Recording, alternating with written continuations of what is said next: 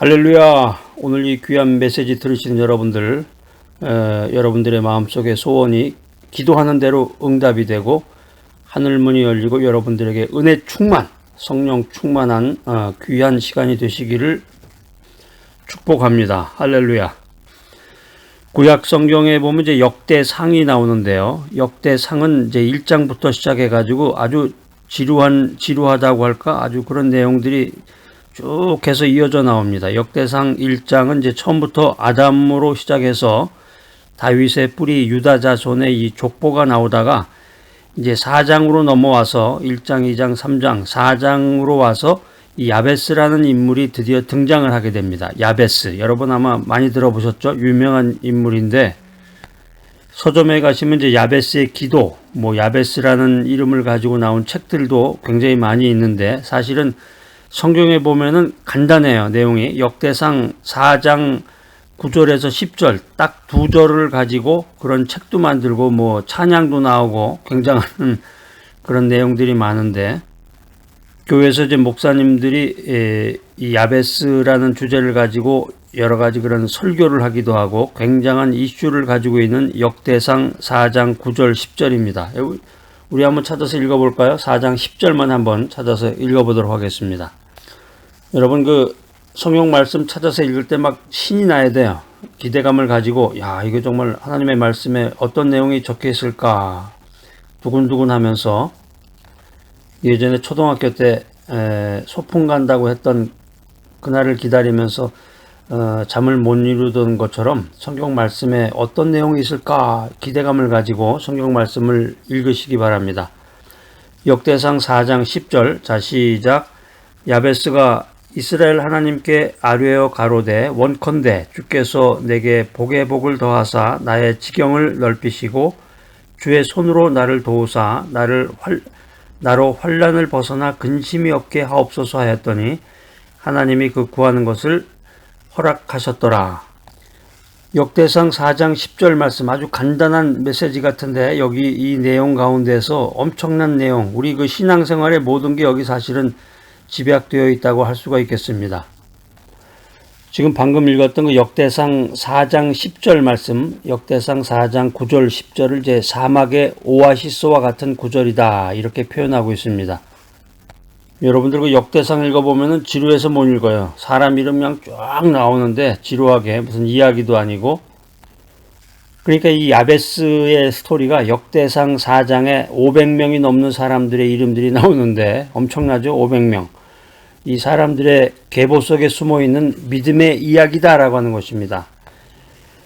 역대상 4장 9절 10절에 나오는 이 야베스의 기도의 그 효과라고 그럴까? 이 기도의 이펙트, 효과는 강가에 서서 하루하루를 버티기 위해서 물 한 컵을 마시는 대신에 커다란 상이 주어지는 짧은 기도를 하고 강물 속으로 뛰어드는 것입니다. 한마디로 이 야베스의 기도의 내용 자체가 폭발적인 것이다. 정말 신앙적인 것이다. 믿음적인 것이다. 이렇게 표현할 수가 있겠습니다. 역대상 4장 9절에 보면은 야베스의 백그라운드가 나오는데 야베스는 아주 평범한 사람이었어요. 슬프고 비극적인 인생으로 야베스의 인생이 시작이 되었는데 그의 인생은 복된 인생으로 마감했다. 복된 인생으로 역전했다. 이렇게 성경은 말하고 있습니다.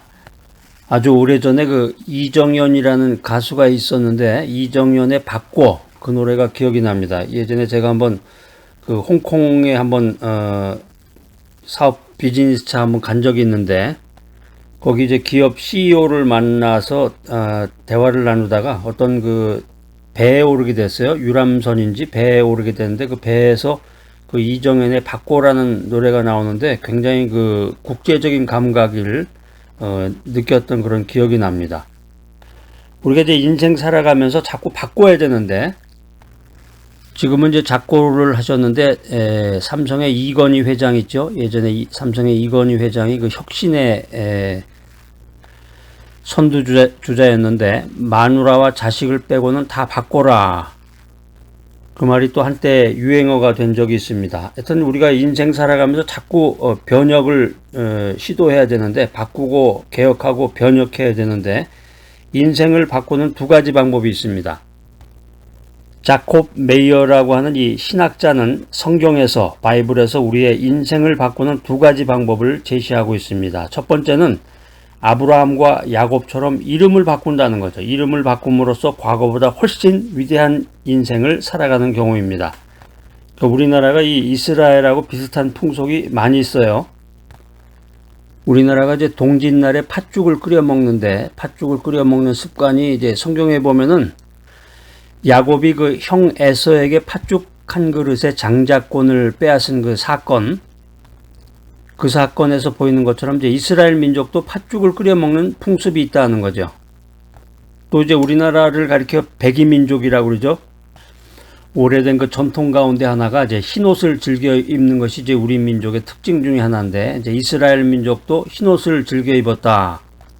원래 이 흰옷이라고 하는 것이 노동할 때 입는 옷이 아니에요. 노동복이 아니라 원래는 이제 예복인데, 구약 성경 시대의 이스라엘 민족의 제사장이 지성소에 들어갈 때 입었던 이 예복이 세마포 모시옷이라고 이제 성경에 보면 나옵니다. 레위기서 16장 4절인가요? 거기 보면 나오는데, 이 예법을 중시했던 우리 민족 또한 이 이스라엘의 제사장들처럼 흰 두루마기를 입고 예절을 갖추었다. 이런 면에서 이제 공통점을 갖게 됩니다.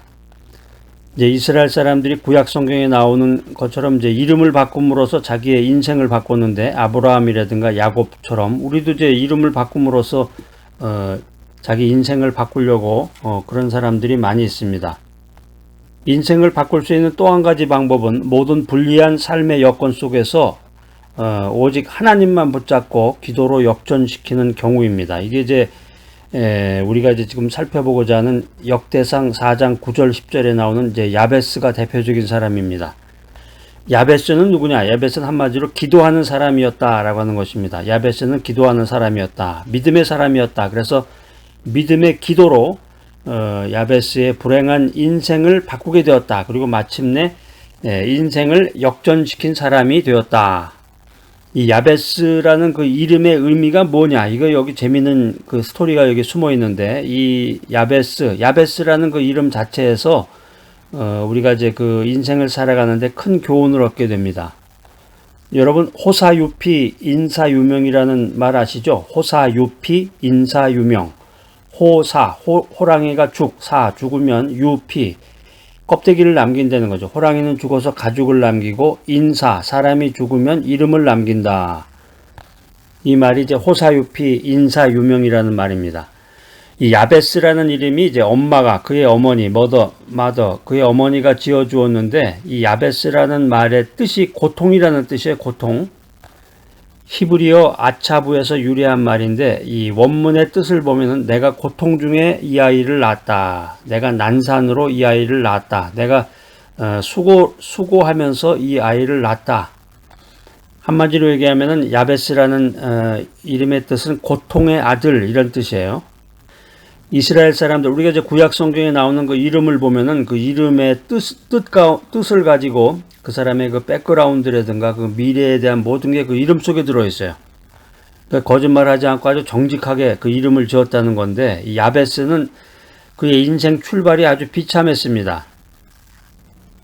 그렇지만 믿음으로, 기도로 성공해서 모든 사람들로부터 신망과 칭송을 받는 역전된 인생을 살았다. 이렇게 성경은 말하고 있습니다. 야베스는 자기 이름의 한계를 극복했는데, 그 야베스라는 이름의 뜻이 뭐라고 그랬어요? 고통의 아들이란 말이에요. 고통의 아들. 히브리어 아차브인데 고통의 아들이라는 뜻인데, 자기 이름의 한계를 극복했어요. 그리고 기도를 통해서 그의 인생을 역전시켰다라고 하는 것입니다. 야베스는 유복자가 됐는데 재밌죠? 유복자가 됐다. 이게 무슨 말일까? 유복자라는 게 뭐야? 아버지 없이 태어난 사람을 유복자라고 그러잖아요. 야베스가 유복자였단 말이에요. 유복자로 태어났어요. 아버지 없이 태어난 유복자였는데, 복을 받은 사람 유복자가 됐단 말이에요. 아버지 없이 태어난 유복자가 복을 받은 유복자가 되었다. 여러분들은 여러분들이 갖고 계신 이름의 뜻이 뭡니까? 그 여러분들 이름 한번 써보세요. 종에다 이름도 쓰고 한자로도 써보고, 대개 이제 자기 아버지나 할아버지가 자기 이름을 지어줬을 텐데, 장명가에게 가서 이름을 지었던 분도 아마 있을 거예요. 자기 이름의 뜻을 되게 아시죠? 무슨 뜻이라는 거를 자기 자신이 알 텐데, 여러분들 갖고 계신 그 이름의 한계를 극복하고 말씀으로, 기도를 통해서, 믿음으로 여러분의 인생을 역전시키는 귀하고 복된 여러분들이 되시기를 바랍니다. 역대상 4장 9절에 보면은 야베스는 그 형제보다 존귀한 자다, 이런 표현이 있습니다. 야베스는 그의 형제보다 존귀한 자라고 성경은 말하고 있습니다. 시작은 미약했으나 나중은 창대하리라. 이 말씀 성경 어디에 나오나요? 여러분들 이 말씀 이제 찾아서 암송을 하셔야 되는데, 네, 그거 구약 성경 어디에 나옵니다. 바로 이렇게 말씀하실 수가 있어야 돼요. 자, 따라서 해보세요. 시작은 미약했으나 나중은 창대하리라. 여러분 노트에다들 한번 이렇게 써보시고, 내 인생 시작은 미약했구나. 그러나 믿음으로 기도 충만하면서 내 인생의 나중은 창대하리라. 욥기서 8장 7절 말씀 딱 이렇게 써놓으시면은 여러분들이 성경 말씀을 대할 때마다 이렇게 자신감이 들고 믿음으로 인생을 살아나가게 될 줄로 믿습니다. 누구든지 인생의 어떤 상황에서 출발했더라도 기도를 통해서 하나님과 동행하는 인생을 통해서 성공적인 인생을 살 수 있음을 바로 이 야베스가 우리들에게 보여주고 있다라고 하는 것입니다. 사랑하는 여러분, 이 기도는 영혼의 호흡이라고 그랬죠. 하나님과의 대화인데, 이 기도는 최대의 무기요 강력한 무기다. 우리가 뭐 어디 이런 전쟁터에 나가서 싸움을 하는 게 아니라 우리가 지금 이 살아가고 있는 이 현실이 영적인 전쟁터란 말이에요. 영적인 전쟁터.